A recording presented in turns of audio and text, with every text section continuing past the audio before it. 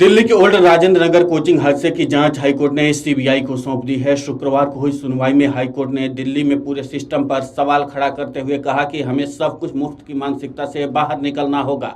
अदालत ने एमसीडी से लेकर दिल्ली पुलिस के अधिकारियों से एक एक कर सवाल जवाब किया। हाई कोर्ट ने कहा कि हाल की घटनाओं से पता चलता है कि कोर्ट के आदेशों का क्रियान्वयन नहीं किया जाता है और उन्हें उपेक्षित समझा जाता है। कोर्ट ने अपने आदेश में कहा कि एमसीडी कमिश्नर को सुनिश्चित करना चाहिए कि नालियां चालू हों और अगर उनकी क्षमता बढ़ानी है तो उसे व्यवस्थित तरीके से किया जाना चाहिए। क्षेत्र में अतिक्रमण के साथ साथ बरसात के पानी की निकासी, नालियों पर निर्माण सहित अवैध निर्माण को तुरंत हटाया जाना चाहिए। हाई कोर्ट ने कहा कि इस पर कोर्ट का मानना है कि बड़ी तस्वीर को देखने की जरूरत है। दिल्ली शहर में एक बुनियादी समस्या है कि भौतिक, वित्तीय और प्रशासनिक बुनियादी ढांचे सभी पुराने हो चुके हैं और वर्तमान समय की आवश्यकताओं के अनुरूप नहीं है।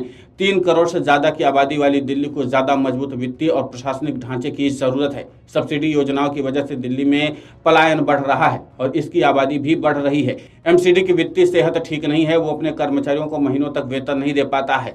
कोर्ट ने आदेश में कहा कि दिल्ली की मुख्य बुनियादी ढांचा परियोजनाओं को पूरा करने के लिए नागरिक एजेंसियों के पास कोई धनराशि नहीं है। दिल्ली में भौतिक बुनियादी ढांचे का निर्माण तकरीबन 75 साल पहले हुआ था। बुनियादी ढांचा न केवल अपर्याप्त है बल्कि इसका रखरखाव भी ठीक से नहीं किया गया है।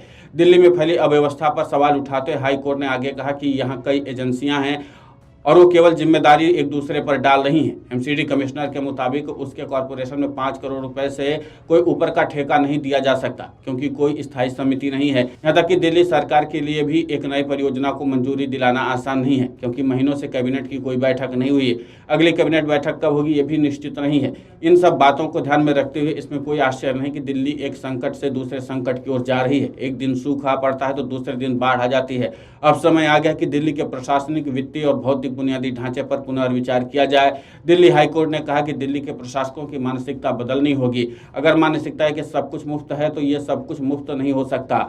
यह कोर्ट दिल्ली के मुख्य सचिव की अध्यक्षता में एक समिति गठन करने का निर्देश देता है। हम राजनीतिक क्षेत्र में प्रवेश नहीं करना चाहते हैं। कमेटी में दिल्ली के मुख्य सचिव, डीडीए के वाइस चेयरमैन और दिल्ली पुलिस कमिश्नर शामिल होंगे। कोर्ट ने कमेटी को 4 से 8 सप्ताह के भीतर अपनी रिपोर्ट पेश करने का निर्देश दिया। अदालत ने कहा कि क्या आप आज दिल्ली में एक छोटे बच्चे को बाहर जाकर के खेलने की इजाजत दे सकते हैं? हो सकता है कि कोई नाला हो जहां वो गिर जाए। बच्चे बारिश में खेल भी नहीं सकते हैं।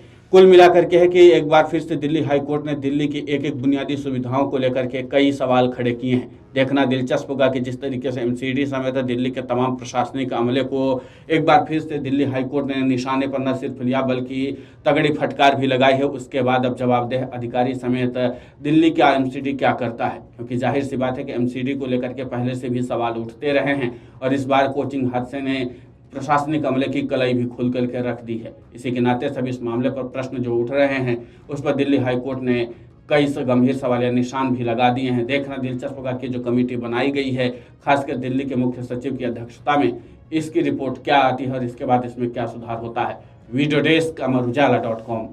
अगर आप ये वीडियो YouTube पर देख रहे हैं तो हमारे चैनल को सब्सक्राइब करें और बेल आइकन को दबाना ना भूलें। अगर आप Facebook पर ये वीडियो देख रहे हैं तो हमारे पेज को लाइक करें।